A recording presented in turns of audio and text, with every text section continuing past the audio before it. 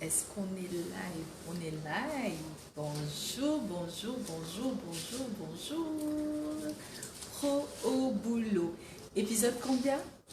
Épisode 8. Waouh!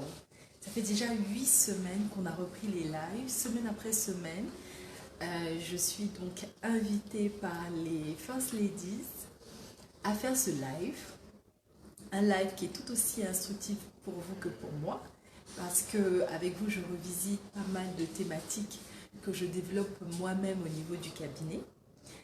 Donc, je suis coach Lola du cabinet Lola Wise. Et qu'est-ce qu'on fait à Lola Wise? On organise des formations.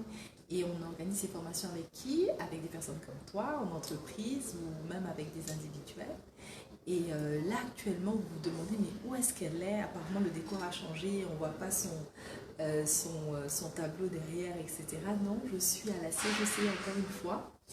En tant que cabinet de formation, nous organisons énormément de formations pour les entreprises et c'est ce que je suis en train de faire aujourd'hui. Et comme les First Ladies sont des femmes déterminées et tenaces, elles me poursuivent là où je suis le mercredi. Donc le mercredi, quel que soit mon emploi du temps, quel que soit le lieu où je suis avec elles à partir de 13 heures. Et on parle de quoi? De progression professionnelle, on parle de professionnalisme au boulot. Et c'est ce que nous avons fait depuis 8 semaines jusqu'à aujourd'hui. Et là, tout à l'heure, j'ai essayé de parcourir la page des First Ladies et j'ai vu un post qu'elles ont fait sur leur duo, là, Princesse et Fraîcheur. Elles sont trop marrantes. Regardez la page, likez, commentez, partagez massivement. Et donc, c'est ces deux individus-là, un couple, qui se posent des questions, qui interagissent par rapport à beaucoup de sujets. Et donc là, je les vois en train de parler de réseau, de parler de connexion. Et c'est par eux que je sais qu'aujourd'hui, je dois parler de réseau. Donc aujourd'hui, nous allons parler de comment développer son réseau. Alors, comment développer son réseau, c'est également un thème que j'ai développé il n'y a pas très longtemps à, à Matin Bonheur. Donc, elles me demandent de reprendre ce thème ici. Elles ont beaucoup aimé. Donc, elles voudraient que je parle à nouveau de comment développer son réseau, comment j'ai développé mon réseau et comment est-ce qu'un travailleur peut développer son réseau. Et encore une fois, quand je dis travailleur, aspirant travailleur aussi, j'aime pas dire chômeur, donc toute personne qui est à la recherche d'un emploi, qui va travailler bientôt, c'est ce que je te souhaite. C'est intéressant pour toi parce que justement tu sauras comment te connecter à avoir certaines des informations. Le réseau est très important. Et elle parlait également dans leur post de Lunch and Learn. Alors, je vais expliquer qu'est-ce que c'est que les Lunch and Learn. Justement, les Lunch and Learn, ce sont des rencontres que nous organisons pour le compte d'entreprise au sein même des entreprises. Donc, on peut le faire en différents formats. On le fait déjà en format after work, on peut le faire en format déjeuner, on peut le faire en plusieurs formats. L'idée est toute simple. Donc, c'est-à-dire que vous avez un thème qu'on a développé là, ici, pendant le live, que vous avez beaucoup aimé, et vous souhaitez nous voir partager ce thème-là pour vos employés. Vous sentez que l'équipe en a besoin. L'équipe a besoin d'entendre parler de cohésion d'équipe, a besoin d'entendre parler de motivation, de pas mal de thématiques que nous développons ici au niveau de Pro au boulot. Nous pouvons le faire au niveau de votre entreprise. Les First Ladies sont prêtes à me prêter, on va dire ça comme ça, pour le bien-être de vos équipes, etc. Donc n'hésitez pas à nous écrire comme certaines personnes l'ont fait et nous ont invités à développer certaines de ces thématiques chez vous. Alors, ce que je vais vous dire, c'est que vous prenez bien place parce qu'aujourd'hui le sujet va vous amener à véritablement sentir l'impact de vos efforts au quotidien. On est nombreux à se dire, ok, nos diplômes suffisent. Pendant longtemps, c'est ce que je me suis dit. Je me suis dit que mes diplômes et mon expérience étaient largement suffisants pour m'amener au sommet et m'amener là où je voulais. Et j'ai réalisé, et au départ, et même je le dis, hein, c'était pas véritablement de manière consciente, mais j'ai réalisé à quel point un réseau pouvait accélérer une carrière, un projet professionnel. Oui. Et quand je vous parle de réseau, je ne suis pas en train de vous parler d'un réseau téléphonique. Non, non, non, non, non. On ne parle pas de ta connexion qui bug, on parle de ta connexion avec les autres. Et pour parler de connexion, il ne faut pas juste parler de qui tu connais, mais aussi qui te connaît. Donc c'est d'être alerte un peu à ça, à toutes ces personnes-là à qui tu es connecté de près ou de loin, et des personnes qui vont on va dire intervenir dans ton projet professionnel, dans ton parcours professionnel, dans ta carrière. On dit souvent, je n'ai pas de réseau. À quoi bon les réseaux? Les petites gens que je connais, ça ne va pas m'emmener bien loin. Non, non, non, non, pas du tout. Il faut que je clarifie certaines choses. Quand on parle de réseau professionnel, c'est pas juste un réseau pour dire on m'a vu à la télé avec telle personne, on m'a vu dans tel magazine avec telle personne, moi je mange avec telle personne. Non, non, non, c'est pas en ça qu'un réseau va t'aider. Donc très souvent, si tu te méprends sur l'utilisation de ton réseau, tu vas te méprendre aussi sur les résultats que tu peux en tirer. Et véritablement, quand on parle de vraiment signalez-vous. Je vois pas mal de personnes qui se signalent, qui taguent d'autres personnes. Bonjour, bonjour, bonjour, bonjour. Je vous salue tous. Bienvenue. Taguer des personnes qui disent ne pas avoir de réseau. Taguer des personnes qui font partie de votre réseau, etc. Dites-leur que le live Pro au boulot épisode 8 a commencé. On parle de réseau et c'est super important pour une carrière professionnelle. Donc pour revenir au sujet, lorsqu'on parle de réseau et on se dit qu'est-ce que ça va m'apporter?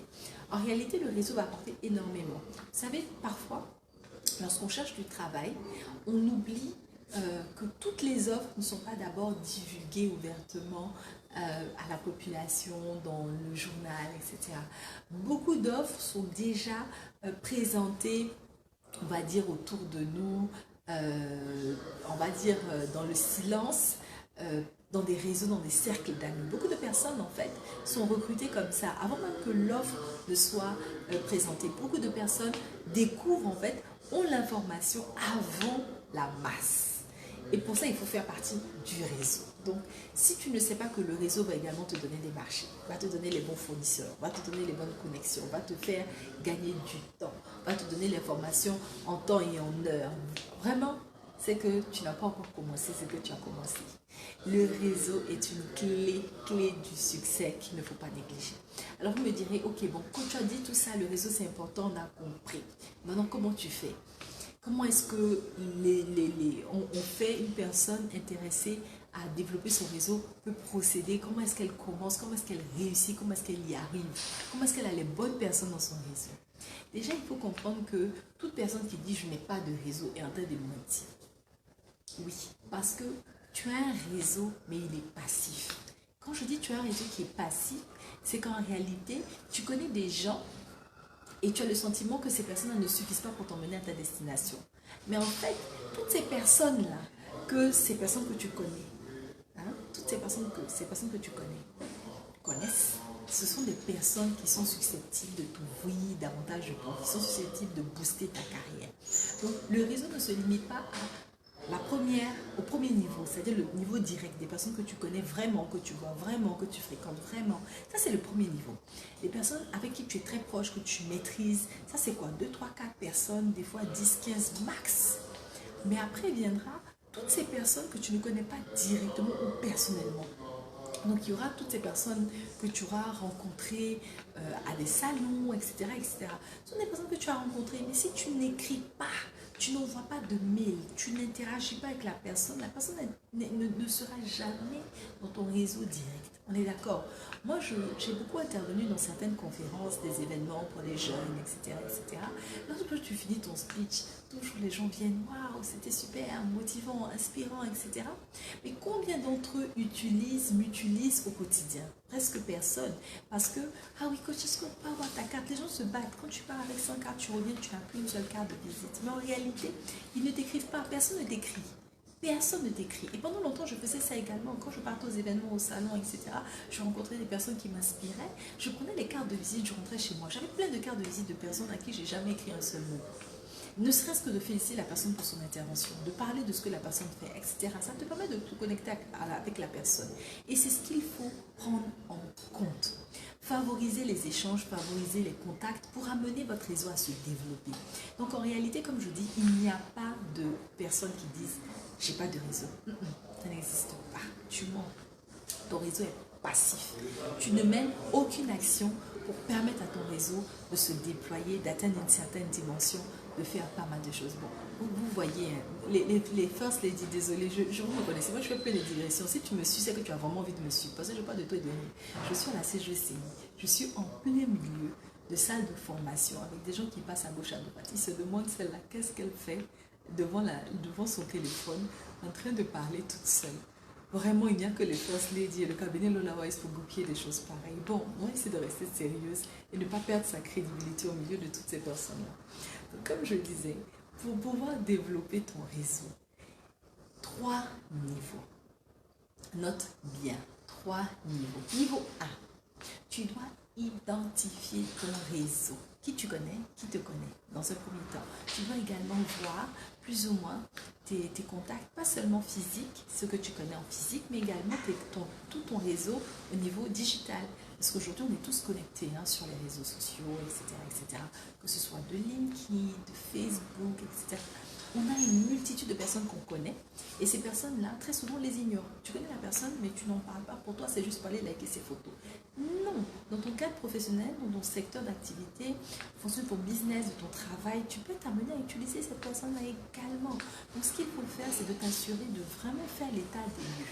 Organiser, identifier qui tu connais, qui tu souhaites connaître, qui tu souhaites rencontrer. Et là, tu passes au deuxième niveau. Après l'identification de l'état de ton réseau actuel, tu dois maintenant passer à la stratégie, au développement de ton réseau.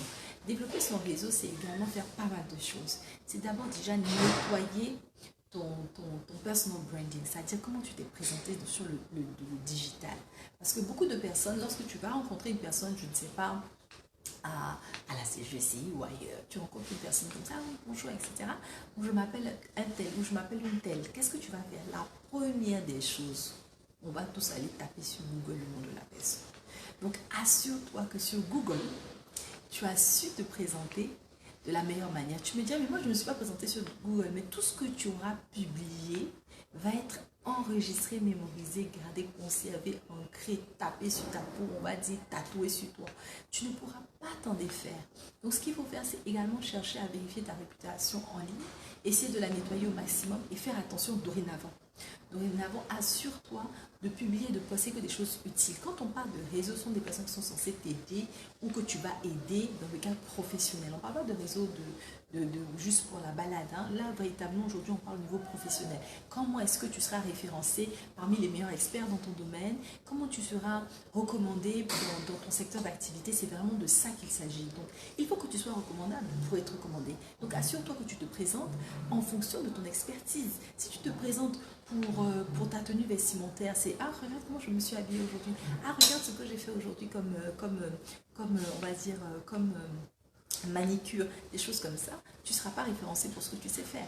Il faudra vraiment communiquer sur ce que tu sais faire, comment tu le fais, et véritablement tes qualifications, tes diplômes, tes certificats, l'avancement de ta carrière, il faut communiquer dessus. Donc par exemple, si tu as un compte LinkedIn qui n'est pas mis à jour et n'est pas honte, même moi, je dis, il y a quelques années, je ne mettais pas mes choses à jour, même aujourd'hui, c'est vraiment un effort volontaire, supplémentaire et conscient de mettre toutes ces choses-là à jour. Ça ne va pas venir de manière spontanée. Ça ne vient pas de manière spontanée. Il faut que tu mettes en place cette stratégie de te dire, tous les 3 mois, je mets à jour tous mes profils. Ok, j'ai changé d'entreprise. Ok, j'ai travaillé sur tel projet, etc., etc. Et donc, comme ça, lorsque les gens vont atterrir sur ton profil, tu seras automatiquement très intéressante. Ah, ok, d'accord, elle fait ci, elle sait faire ça, elle sait faire ça. Et on pourra faire même, on va dire, un live sur l'identification de ses compétences parce que beaucoup de personnes ne savent pas comment se présenter, ne savent pas c'est quoi leur expertise, etc. Il faut pouvoir te présenter. Lorsque tu te prépares justement à élargir ton réseau, ça c'est une chose qui est très importante. Tu dois pouvoir te présenter. Tu rencontres comme ça un PDG d'une grosse boîte qui est dans ton secteur d'activité avec lequel tu pourrais développer ton business, etc. Tu le croises, tu te demandes, ah oui, bonjour, qu'est-ce que vous faites?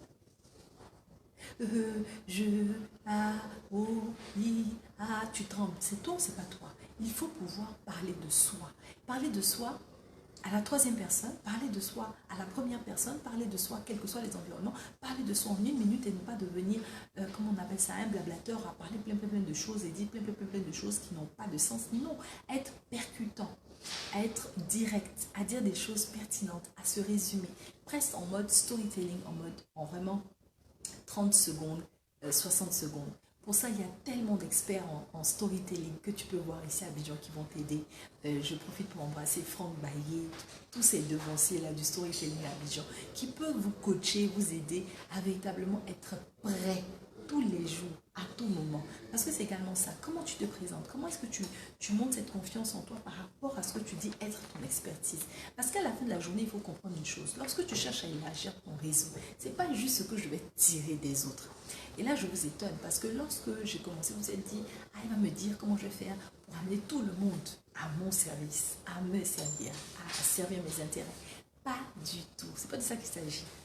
La plupart du temps, lorsque tu démarres ta carrière professionnelle, que tu es en début, ou c'est véritablement maintenant que tu te prends en main et tu es en train d'envisager ton futur, qu'est-ce qu'il faut faire? Il faut t'assurer que tu es une personne serviable.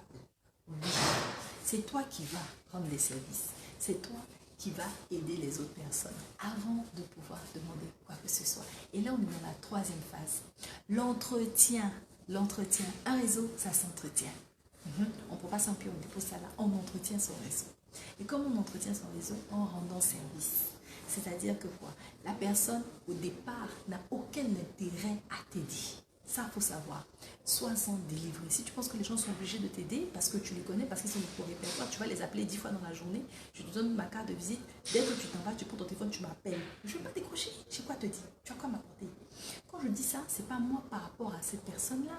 Mais c'est-à-dire que l'individu qui reçoit l'appel va réfléchir comme ça. Il va se dire, mais pourquoi est-ce que tu me déranges? Parce que la personne va le voir comme ça. Il va dire que non, telle personne, non, elle est trop gonflée. Ou bien tel gars, il se prend. Non, il est busy. Il est busy. C'est pas de sa faute. Il a un emploi du temps chargé parce que si tu l'as connu et que tu l'admires et que tu le vois faire ce genre de choses, rassure-toi, il dort pas. Il travaille. Il travaille et soyons indulgents. Ces personnes que nous essayons de contacter ne nous répondent pas, ne décrochent pas leur téléphone, ne répondent pas à nos messages, à nos emails. Soyons indulgents. Ces personnes-là ont des emplois du temps de fou et ils travaillent énormément. Ils vont à l'essentiel. Leur temps est tellement paramétré qu'ils ne peuvent pas parler à tout le monde. Donc jusqu'à ce que tu arrives à attirer son attention, tu arrives à lui montrer que tu es une personne qui peut être une valeur ajoutée pour lui, tu ne feras pas partie des personnes qui décrochent quand on appelle. Donc dans un premier temps, sois, on va dire, honnête avec toi-même, sois réaliste par rapport à où tu te positionnes par rapport à cette personne dans ton réseau. On m'envoie plein de messages pour me dire qu'il reste 5 minutes. Donc, l'idée, c'est vraiment de prendre ça en compte. Ok? Prends en compte le fait que tu veux te connecter à telle personne, tu veux parler à cette personne, tu veux la rencontrer, tu veux être en rendez-vous avec cette personne-là. La personne n'est pas gonflée, la personne est busy. Aie de la compassion pour la personne. Qu'est-ce que tu fais? Est-ce que je peux te rendre service pour ça? Je pourrais venir faire ceci. Je ne sais pas faire grand-chose, mais au moins ça, je sais. Je peux venir faire. Ça te dit? Est-ce que... Voilà. Donc, quand tu vas te rendre accessible, tu vas rentrer dans le réseau de la personne. La plupart des personnes qui ont un excellent réseau aujourd'hui sont des personnes serviables. Sont des personnes qui se mettent d'abord au service des autres, qui se rendent disponibles, qui font des petites choses, qui ne coûtent rien, mais qui font toujours plaisir. Quand elles le font, elles construisent la relation, elles investissent dans la relation. Et lorsque la relation prend de l'ampleur, elles profitent également pour montrer leurs traits de personnalité qui sont, on va dire, bénéfique à la relation, bénéfique à l'individu, c'est-à-dire pourquoi je suis une personne qui suis, j'ai pas peur du risque, j'ai pas peur du danger, je suis une bonne commerciale, je négocie facilement, et ça, la personne montre toutes ses qualités, même si tu n'as pas un CV kilométrique, tout ce que tu peux faire de manière intrinsèque, qui tu es, mets ça en avant. Quand les gens vont identifier ça en toi, ils vont t'appeler pour des petites choses au départ. Mais tu vas commencer à rentrer véritablement dans le réseau. Voilà comment est-ce qu'on développe son réseau avec des personnes qu'on connaissait pas avant, ni d'Adam, ni d'Ève. Ce ne sont pas des membres de ta famille, rien du tout. C'est la stratégie. Ne va pas trouver ce grand businessman, ou bien cet homme d'affaires, ou bien cette femme que tu vois à la télé, grande journaliste, et puis tu dis, salut toi, moi je suis... Alors, on fait un business ensemble? Ça ne va pas prendre.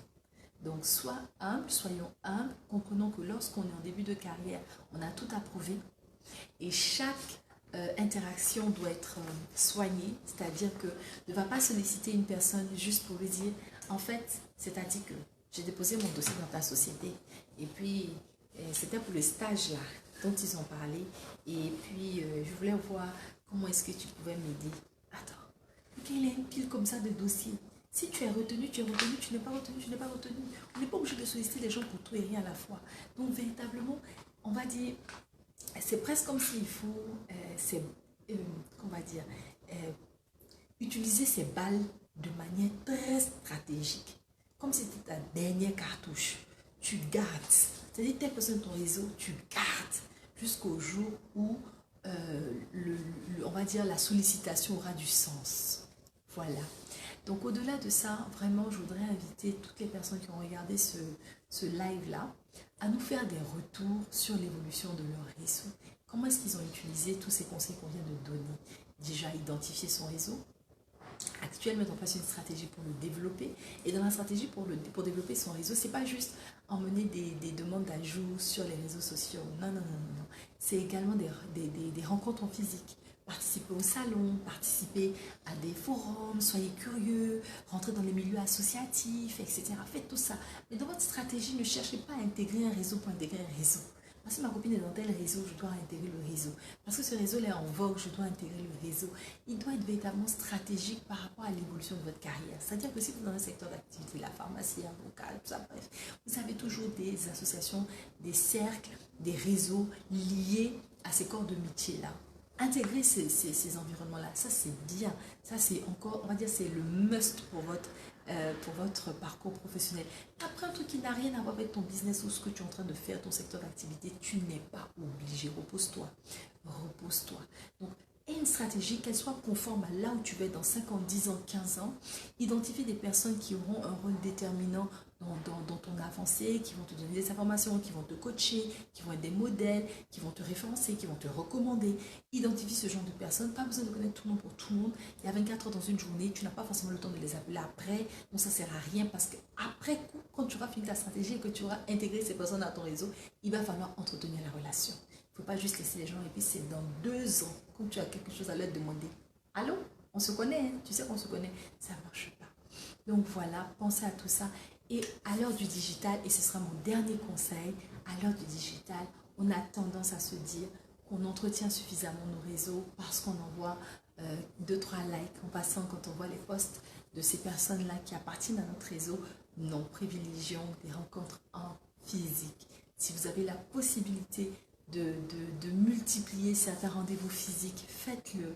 Parce qu'au travers des rendez-vous physiques, des entretiens physiques, lorsque vous voyez les gens, vous parlez, vous prenez du temps, vous n'imaginez pas à quel point vous vous rapprochez véritablement et pas de manière virtuelle de ces personnes-là qui peuvent vous aider, vous coacher, vous guider et vous-même vous pouvez les inspirer. La relation est beaucoup plus belle, elle produit beaucoup plus d'épanouissement et de bien-être dans les 2 sens.